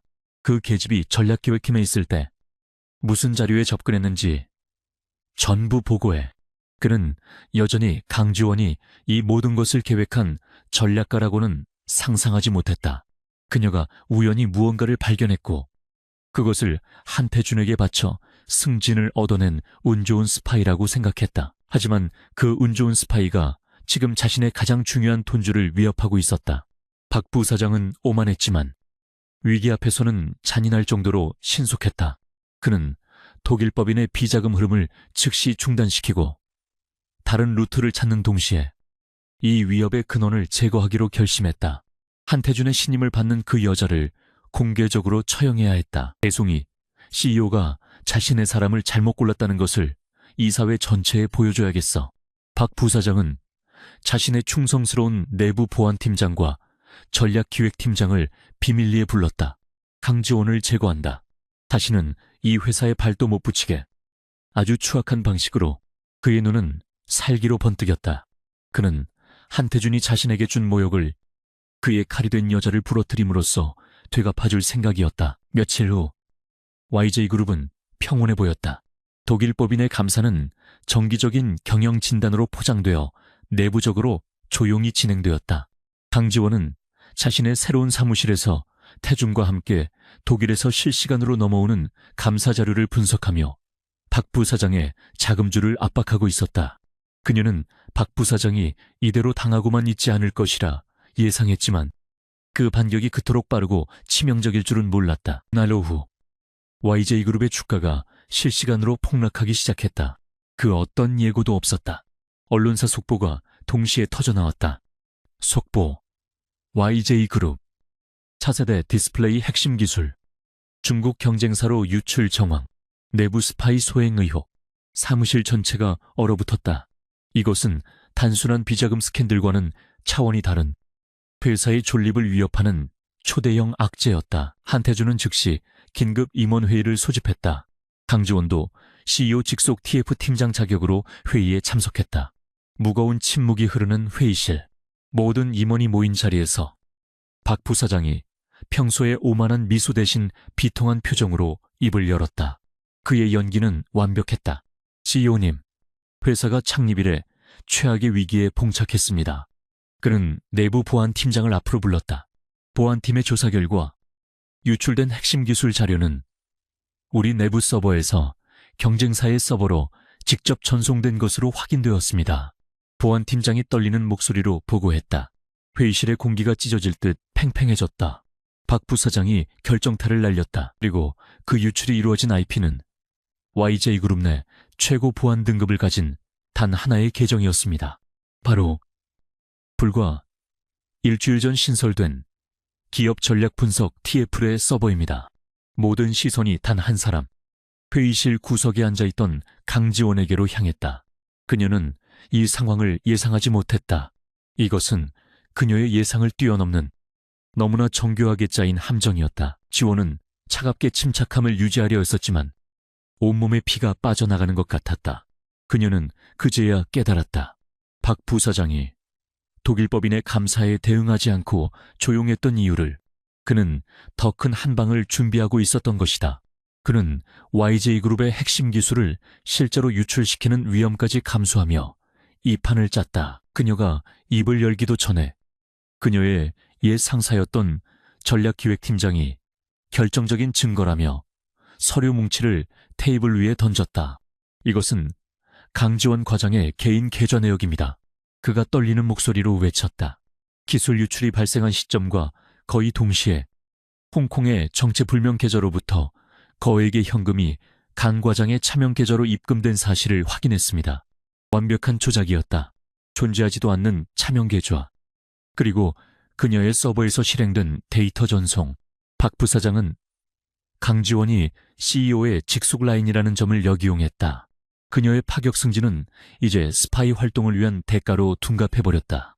박 부사장은 자리에서 일어나 한태준을 정면으로 바라보았다. 그의 눈에는 승리자의 오만함과 가짜 동정이 뒤섞여 있었다. CEO님, 유감입니다. 저는 CEO께서 젊은 인재를 발탁하려는 그 순수한 의도를 믿어 의심치 않았습니다. 그는 강지원을 경멸적으로 쳐다보며 말했다. 하지만 CEO께서 가장 신임하여 당신의 곁에 둔 그 사람이 YJ그룹의 심장에 칼을 꽂은 배신자였습니다. 당신은 이 회사를 위기에 빠뜨린 스파이를 당신의 손으로 직접 승진시킨 겁니다. 한태준, CEO, 박 부사장의 목소리가 회의실 전체에 울려 퍼졌다. 한태준은 미동도 없이 앉아 있었다. 그의 얼굴은 얼음처럼 차가웠고 그 시선은 자신을 몰아세우는 박 부사장이 아닌 함정의 한가운데에 빠진 강지원을 향하고 있었다. 그녀의 유일한 동맹은 이 절체절명의 순간에 그녀를 믿어줄 것인가. 회의실의 공기는 얼음장처럼 차가워졌다. 모든 임원의 시선이 강지원의 얼굴에 화살처럼 밝혔다. 박 부사장의 마지막 말. 당신의 손으로 직접 승진시킨 겁니다. 한태준, CEO는 신임 CEO의 면전에 던져진 선전포고와도 같았다. 그것은 단순한 비난이 아니었다. CEO의 판단력과 리더십 자체를 무너뜨리려는 정교한 공격이었다. 박 부사장은 승리를 예감한 사자처럼 회의실을 둘러보았다. CEO님, 상황이 이토록 명백합니다. 그가 한태준을 압박했다. 회사의 존립을 위협한 이 스파이는 즉시 이사회 징계위원회에 회부하고 사법당국에 고발 조치해야 합니다. 지금 당장 이 자리에서 결정해 주시죠. 그는 한태준이 자신의 손으로 강지원을 내치도록 몰아가고 있었다. 한태준은 미동도 하지 않았다. 그의 시선은 박 부사장의 오만한 얼굴이 아닌 함정의 한가운데에 서 있는 강지원을 향하고 있었다. 그는 그녀가 이 상황을 어떻게 타개할지 기다리고 있었다. 그가 만약 여기서 그녀를 버린다면 그들의 비밀 동맹은 시작도 전에 끝장날 터였다. 그는 나직이 그러나 회의실 전체에 울릴 만큼 단호하게 입을 열었다. 강 과장, 그가 그녀를 불렀. 이 증거에 대해 할 말 있습니까? 이 한마디에 회의실의 공기가 다시 한번 술렁였다. 그는 그녀를 비난하거나 추궁하지 않았다. 그는 그녀에게 변론의 기회를 주었다. 박 부사장의 미간이 좁혀졌다. 한태준이 즉각적으로 무릎 꿇지 않자 그는 불쾌함을 숨기지 못했다. 강지원은 자리에서 천천히 일어섰다. 그녀의 얼굴은 창백했지만 두려움에 질린 기색은 없었다. 오히려 그녀의 눈빛은 무섭도록 차갑게 가라앉아 있었다. 그녀는 박 부사장이 던져놓은 계좌 내역과 서브로그를 잠시 바라보았다. 그리고 입을 열었다. 그녀의 목소리는 떨리지 않았다. 인정합니다. 회의실이 술렁였다. 박 부사장의 입가에 희미한 미소가 걸렸다. 네, 그럴 줄 알았지. 하지만 지원의 다음 말은 모두의 예상을 벗어났다. 저는 저의 중대한 보안관리 소홀을 인정합니다. 그녀는 박 부사장이 아닌 회의에 참석한 다른 임원들을 바라보며 말했다. TF팀장으로 임명된 후 저는 CEO님의 지시로 경쟁사들의 기술 동향을 분석하는 시뮬레이션을 진행하고 있었습니다. 그녀의 말은 그럴듯했다. CEO 직속 TF라면 충분히 할 수 있는 일이었다. 이 과정에서 방대한 양의 가상 데이터를 처리하기 위해 며칠간 야간 작업을 하며 제 서버의 보안 프로토콜 일부를 임시 해제했던 적이 있습니다. 명백한 저의 과실입니다. 만약 외부 해커가 그 틈을 노렸다면 제가 사용한 가상 데이터가 아닌 회사의 진짜 핵심 기술이 유출되었을 가능성을 배제할 수 없습니다. 이것은 완벽한 전략적 후퇴였다. 그녀는 기술 유출이라는 결과는 인정하되 그 동기를 배신이 아닌 과실로 바꿔치기 한 것이다. 내부 스파이에서 순식간에 무능하지만 의욕만 앞선 직원으로 자신을 격화시켰다. 박 부사장은 당황했다. 그는 그녀가 잡아떼거나 울부짖을 것이라 예상했지. 이런 식으로 논점을 흐릴 줄은 몰랐다. 말도 안 되는 변명입니다. 박 부사장이 소리쳤. 그렇다면 저 차명 계좌로 들어온 거액의 현금은 어떻게 설명할 겁니까? 그것도 과실입니까? 그는 다시 한번 결정적인 증거를 흔들었다. 이제 지원의 진짜 반격이 시작될 차례였다. 그 계좌는 제 것이 아닙니다. 지원이 단호하게 말했다. 하지만 제 말만으로는 부족하다는 것을 압니다. 그래서 제안합니다. 그녀는 한태준을 바라보았다. 만약 제 주장이 사실이라면, 즉 제가 보안에 구멍을 냈고 외부 해커가 침입했다면 그 해커는 자신의 범죄를 은폐하기 위해 저에게 스파이라는 누명을 씌울 필요가 있었을 겁니다. 이 가짜 계좌 내역처럼 말입니다. 그녀는 회의실 전체를 향해 말했다.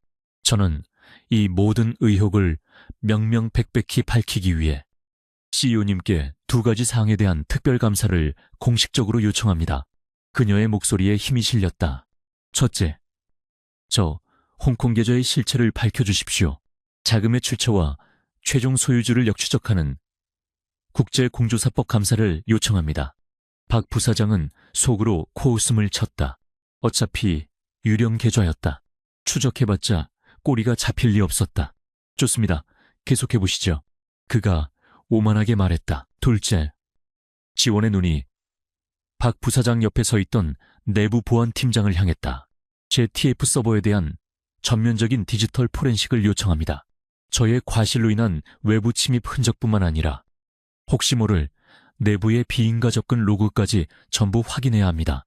만약 저 이외의 내부자가 제 서버에 접근한 기록이 나온다면 그가 바로 진짜 범인이거나 공범일 테니까요. 이것이 바로 강지원이 준비한 함정이었다. 박 부사장의 보안팀은 기술 유출 데이터를 심기 위해 분명히 강지원의 서버에 내부 접속을 했을 터였다. 그들은 자신들의 최고 관리자 권한 로그는 완벽하게 삭제했다고 자신하고 있었다. 박 부사장은 이 제안을 거절할 명분이 없었다. 그가 만약 포렌식을 반대한다면 그 자신이 무언가를 숨기는 셈이 되었다. 그는 강지원의 외부 해커 주장이 거짓말임을 입증하고 그녀가 직접 데이터를 유출했다는 것을 증명하기 위해 이 포렌식이 반드시 필요하다고 판단했다. 그는 자신의 팀이 남겼을지 모를 흔적 따위는 걱정하지 않았다. 아주 좋은 제안입니다. 박 부사장이 큰 소리로 외쳤다.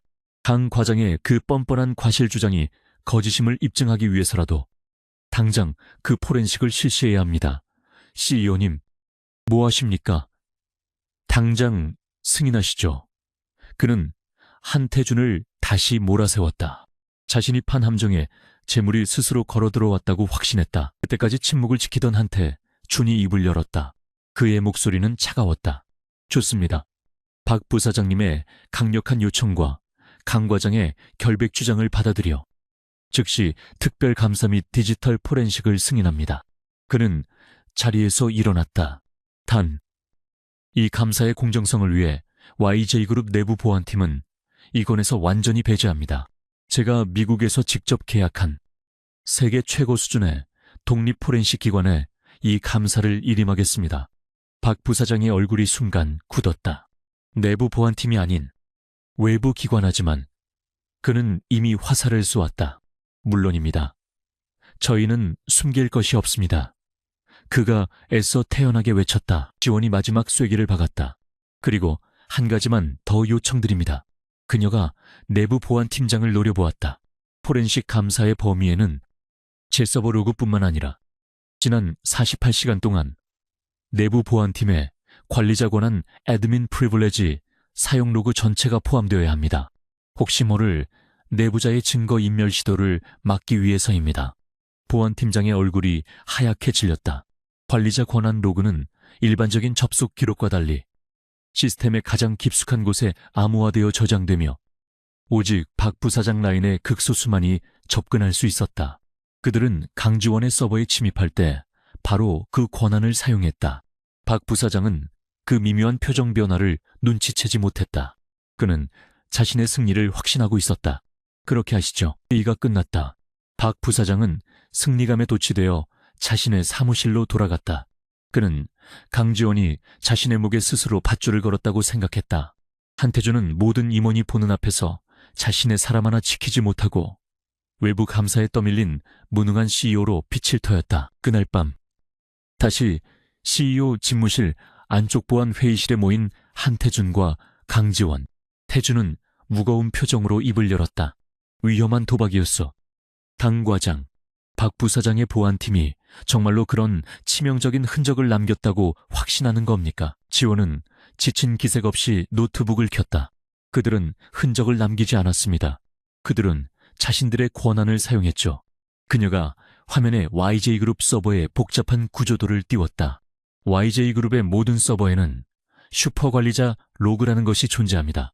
일반적인 관리자 권한 로그와는 달리 이 로그는 시스템의 모든 활동을 기록하며 절대 삭제가 불가능합니다. 그런 로그가 있다면 박 부사장이 모를 리가 없잖소. 태준이 반문했다. 그렇죠. 하지만 그 로그의 존재를 아는 사람은 극소수입니다. 지원의 목소리가 낮아졌다. 그리고 그 로그 파일의 암호화 키를 푸는 알고리즘은 3년 전 제 아버지가 돌아가시기 직전에 유일하게 완성했던 보안 시스템입니다. 아버지는 그것을 박 부사장에게 보고하기 직전에 살해당하셨습니다. 그녀는 자신의 개인 USB를 꺼냈다. 그리고 그 알고리즘의 유일한 마스터키는 아버지가 제게 유산으로 남기셨습니다. 한태준은 숨을 삼켰다. 박 부사장은 자신이 만든 감옥의 열쇠를 자신이 죽인 사람의 딸이 쥐고 있으리라고는 꿈에도 상상하지 못했던 것이다. 강지원이 요청한 독립 포렌식 기관은 이제 그녀의 손에 들린 열쇠로 박 부사장 스스로가 승인한 문을 열고 그의 범죄 현장으로 당당하게 걸어 들어갈 터였다. 박 부사장의 반격은 그의 몰락을 위한 가장 완벽한 무대가 되었다. 태준이 부른 외부 포렌식 기관 시큐어 X는 다음날 아침 일찍 YJ그룹 본사에 도착했다. 그들은 검은색 정장을 입고 있었으며 한치의 오차도 없는 전문성을 풍겼다. 팀 리더는 한태준과 짧은 악수를 나눈 뒤 그 어떤 내부 직원의 개입도 허용하지 않은 채 곧바로 중앙 서버실과 보안팀 서버에 대한 접근을 시작했다.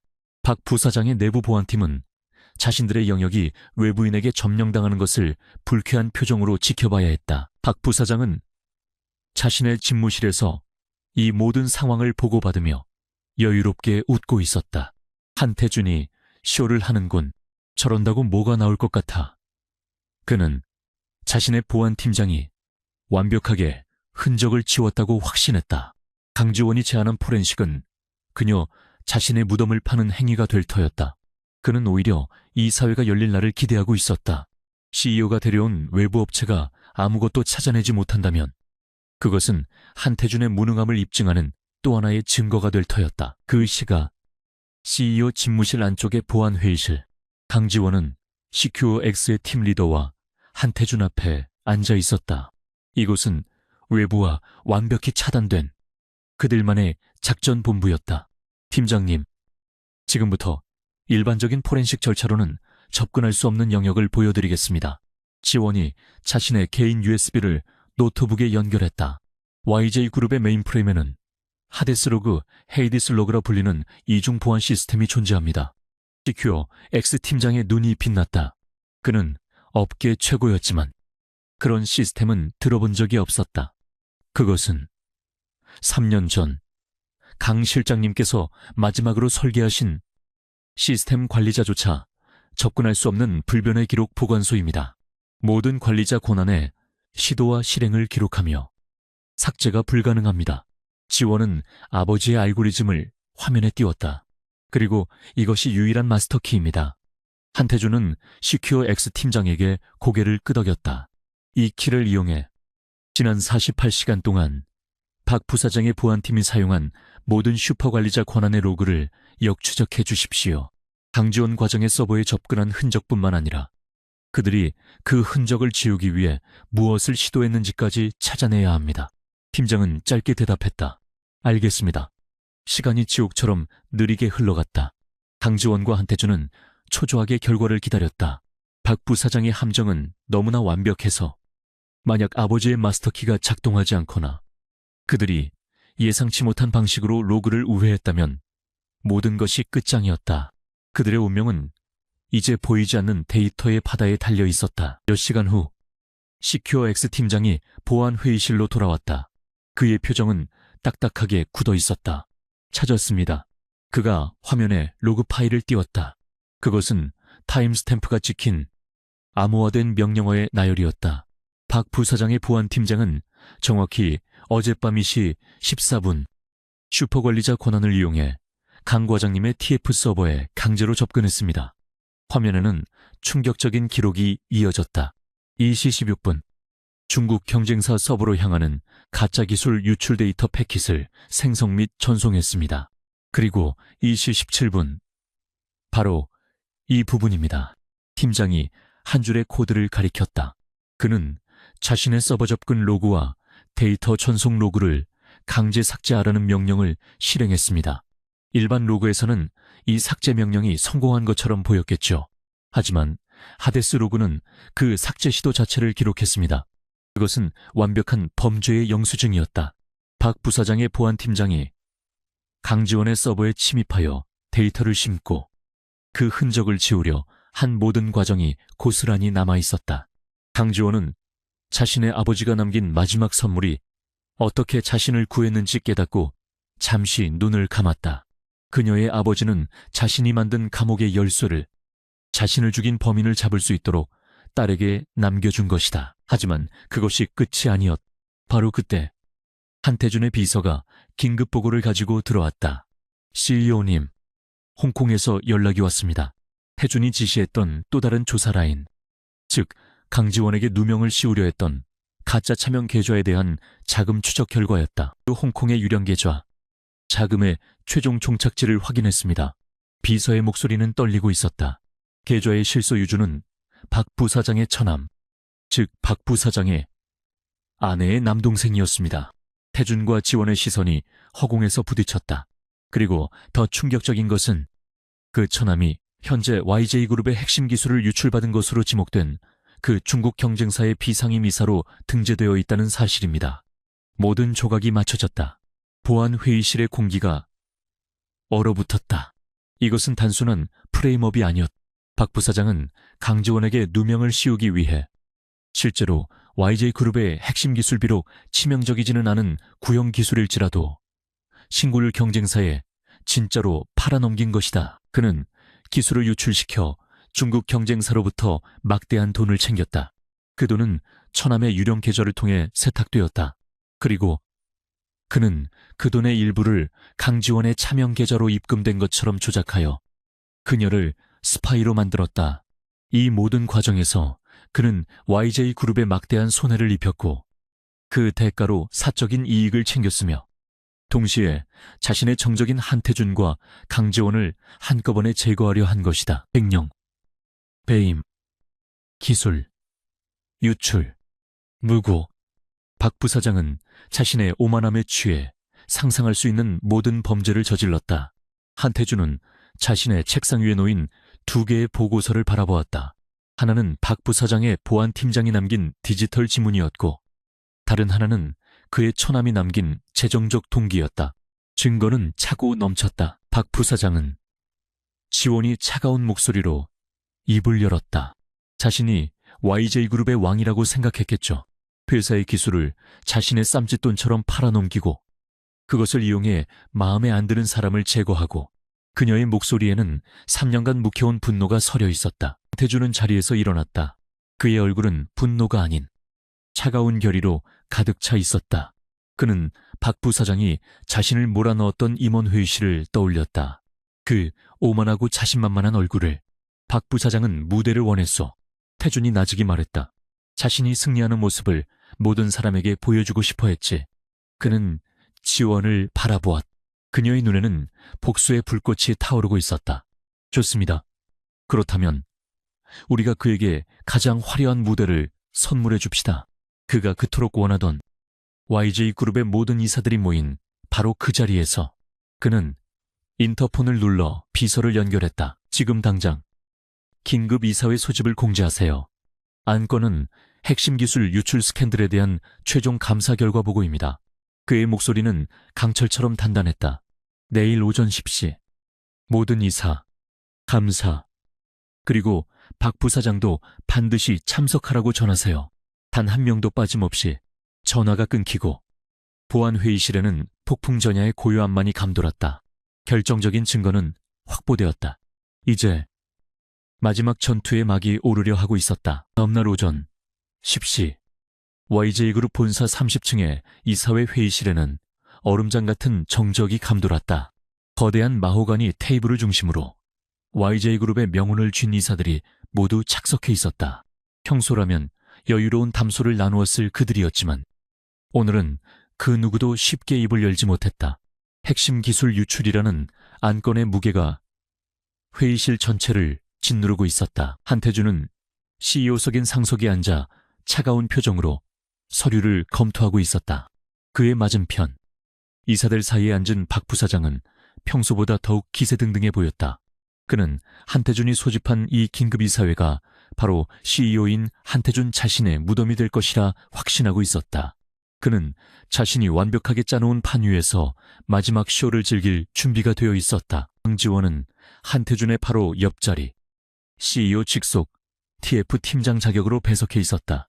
그녀는 지난 며칠간의 소동의 중심에 선 인물이었지만 그녀의 표정은 파도가 지나간 바다처럼 고요했다. 그녀는 노트북을 연 채 이사들의 얼굴을 하나하나 조용히 관찰하고 있었다. 그녀의 눈은 더 이상 자신을 숨기던 대리의 눈이 아니었다. 자, 이사님들 모두 모이셨으니 긴급 이사회를 시작하겠습니다. 한태준이 회의의 시작을 알렸다. 그의 목소리는 건조했다. 안건은 모두 아시는 바와 같이 최근 불거진 당사의 핵심 기술 유출 스캔들과 그에 대한 외부 독립 감사기관 CQX의 최종 감사 결과 보고입니다. 그의 말이 끝나자마자 박 부사장이 기다렸다는 듯이 손을 들고 일어섰다. CEO님, 보고를 받기 전에 이 자리를 빌려 참담한 심정을 금할 수 없습니다. 그는 마치 YJ그룹의 수호자라도 된 듯 비통한 표정을 지었다. 이 회사를 위해 평생을 바친 사람으로서 이번 사태는 실로 끔찍합니다. 특히 그의 시선이 강지원을 향했다. CEO께서 그토록 신임하여 파격적으로 승진시킨 인물이 우리 모두의 등에 칼을 꽂은 스파이였다는 사실에 경악을 금치 못하겠습니다. 그는 이사들을 둘러보며 동의를 구했다. 몇몇 박 부사장 라인의 이사들이 고개를 끄덕였다. 저는 CEO께서 부르신 그 외부 감사가 우리의 우려를 확인시켜 줄 것이라 믿습니다. 그렇지 않습니까? 한태준은 그의 연극을 무표정하게 바라보았다. 박 부사장님의 우려는 잘 들었습니다. 이사회의 모든 의혹을 해소하기 위해 이 자리를 마련한 것이니 바로 CQOX의 조사 결과를 들어보도록 하죠. 한태준이 손짓하자 회의실 문이 열리고 CQOX의 팀장이 들어와 스크린 앞에 섰다. 박 부사장은 다시 자리에 앉으며 오만한 미소를 지었다. 모든 것이 그의 계획대로 흘러가고 있었다. 감사 결과 강지원은 범인으로 확정될 것이다. 그리고 그런 스파이를 기용한 한태준은 경영 능력에 치명타를 입고 불신임안에 직면하게 될 터였다. 그는 이사회의 모든 권력을 다시 손에 쥘 순간을 상상했다. CQOX의 감사 결과를 보고드리겠습니다. 팀장의 목소리가 회의실에 울렸다. 우선 기술 유출은 명백한 사실이며 데이터 패킷은 기업 전략 분석 TF-RIM 서버, 즉 강지원 과장의 서버에서 중국 경쟁사로 전송된 것이 맞습니다. 이 말이 떨어지자마자 박 부사장이 거보십시오라고 외치려던 찰나 팀장의 다음 말이 그의 입을 막았다. 하지만 저희는 강지원 과장의 서버에서 일반적인 포렌식으로는 발견할 수 없는 강제적인 외부 개입의 흔적을 발견했습니다. 팀장은 스크린에 복잡한 코드라인을 띄웠다. YJ그룹의 서버 시스템에는 설계자 본인만이 아는 하데스 로그라는 이중보안 시스템이 존재했습니다. 이 로그는 삭제가 불가능합니다. 박 부사장의 얼굴이 처음으로 미세하게 굳어졌다. 그가 의지했던 내부 보안 팀장 역시 당황한 기색을 감추지 못했다. 이 로그에 따르면 기술 유출이 발생하기 직전인 C14분 YJ그룹 내부의 슈퍼 관리자 권한이 강지원 과장의 서버에 강제로 접속했습니다. 그리고 2시 26분 기술 유출 데이터를 생성 및 전송했습니다. 그리고 가장 결정적인 증거입니다. 팀장은 화면의 한 줄을 붉게 표시했다. 2시 17분 동일한 슈퍼 관리자 권한이 방금 실행한 모든 접속 로그와 데이터 전송 로그를 강제 삭제하라는 명령을 실행했습니다. 즉, 누군가 강지원 과장의 서버에 침입해 범죄를 저지르고 그 흔적을 완벽하게 지우려 한 것입니다. 회의실이 술렁이기 시작했다. 이것은 내부 스파이의 소행이 아니라 내부자에 의한 완벽한 조작이었음을 의미했다. 박 부사장은 자리에서 벌떡 일어났다. 말도 안 돼. 그 하데스 로그라는 것을 어떻게 믿습니까? 그것이야말로 조작된 것일 수 있습니다. 강지원이 빠져나가려고 만든 거짓말이겠지. 그의 외침은 절박했다. 그는 마지막 동아줄을 잡으려 했다. 그렇다면 그 계좌는 강지원에게 입금된 그 거액의 현금은 어떻게 설명할 겁니까? 그것도 조작입니까? 박 부사장은 자신이 심어둔 가장 강력한 증거가 아직 남아있다고 믿었다. 바로 그때 강지원이 자리에서 일어났다. 그녀는 더 이상 변호인이 아니었다. 그녀는 검사였다. 박 부회장님, 그 질문에 대해서는 제가 직접 답변해드리겠습니다. 그녀는 팀장과 자리를 교대하며 자신의 노트북을 스크린에 연결했다. 이사님들께서는 저를 스파이로 몰기 위해 사용된 이 홍콩 계좌에 주목해 주시기 바랍니다. 그녀는 화면에 복잡한 자금 흐름도를 띄웠다. 저희는 한태준 CEO님의 지시로 이 유령 계좌의 자금 흐름을 역추적했습니다. 그녀는 계좌의 흐름을 하나씩 짚어나갔다. 이 계좌의 실소유주는 웡리라는 인물이었습니다. 그리고 이 웡리는 박 부회장님의 처남, 즉 사모님의 남동생 되시는 분의 홍콩 이름입니다. 회의실의 공기가 그야말로 얼어붙었다. 박 부사장의 얼굴이 하얗게 질렸다. 거짓말 말도 안 되는 모함이야. 그는 짐승처럼 소리쳤다. 하지만 지원은 멈추지 않았다. 그녀는 다음 페이지를 넘겼다. 그리고 박 부회장님의 처남. 웡리가 현재 어떤 직함을 가지고 있는지 아십니까? 스크린에는 중국 경쟁사의 이사진 명단이 떴다. 그리고 거기에는 선명하게 웡리, 비상임 이사라는 이름이 박혀 있었다. 박 부회장님, 지원의 목소리는 얼음보다 차가웠다. 당신은 YJ그룹의 핵심 기술을 경쟁사에 진짜로 팔아넘겼습니다. 당신은 그 대가로 처남을 통해 막대한 검은 돈을 챙겼고 그 돈의 일부를 이용해 마치 제가 돈을 받은 것처럼 조작하여 저에게 스파이 누명을 씌웠습니다. 지원의 목소리가 회의실 전체를 압도했다. 당신은 자신의 횡령과 배임을 덮기 위해 그리고 눈의 가시 같은 신임 CEO를 몰아내기 위해 YJ그룹의 근간을 통째로 팔아넘긴 것입니다. 모든 것이 폭로되었다. 박 부사장의 오만한 미소는 사라지고 사냥감처럼 궁지에 몰린 짐승의 광기 어린 눈빛만이 남았다. 그는 강지원을 손가락질하며 부들부들 떨었다. 네, 인연, 내 아비처럼. 감히 나를 그는 자신도 모르게 결정적인 실언을 내뱉고 말았다. 제 아버지를 언급하셨습니까? 지원이 그 말을 놓치지 않고 파고들었다. 그렇습니다. 이사님들, 박 부사장이 저지른 이 모든 범죄의 뿌리는 3년 전 그의 비자금 흐름을 추적하시다 의문사하신 제 아버지 고강철민 실장님의 죽음과 연결되어 있습니다. 박 부사장은 이성을 잃고 테이블 위에 물병을 집어던졌다. 닥쳐닥치란 말이다. 바로 그 순간 회의실의 육중한 문이 열렸다. 들어온 사람들은 YJ그룹의 보안 요원들이 아니었다. 그들은 서울중앙지검 특수부 검사들과 수사관들이었다. 한태준이 자리에서 일어섰다. 그는 이 모든 혼란 속에서도 유일하게 침착함을 유지하고 있었다. 그는 검사에게 고개를 끄덕인 뒤 망연자실한 박 부사장을 향해 마지막 선고를 내렸다. 박성일 부회장, 그의 목소리는 그 어떤 감정도 배제된 채 사실만을 전달했다. 당신을 업무상 횡령, 배임, 산업기술 유출방지법 위반, 증거인멸 교사 및 무고 혐의로 긴급 체포합니다. 수사관들이 박 부사장에게 다가가 수갑을 채웠다. YJ그룹의 왕으로 군림했던 남자는 믿을 수 없다는 듯이 발버둥쳤다. 이거 놔. 날로 오라고 한태준. 강지원. 내가 너희들을 가만두지 않겠어. 그의 마지막 발악은 육중한 회의실 문이 닫히면서 공허한 메아리가 되어 사라졌다. 회의실에는 완전한 침묵만이 남았다. 이사들은 방금 자신들의 눈앞에서 벌어진 거대한 권력의 몰락을 믿을 수 없다는 듯 멍하니 앉아 있었다. 강지원은 3년간 자신을 짓눌렀던 거대한 바위가 사라진 것을 느끼며 길고 깊은 숨을 내쉬었다. 박성일 부회장에게 수갑이 채워지고 육중한 이사회실 문이 닫히는 순간 방 안의 공기는 마치 압축되었다가 한순간에 터져버린 듯한 멍한 침묵에 휩싸였다. 이사들은 자신들의 눈앞에서 벌어진 YJ그룹 역사상 가장 극적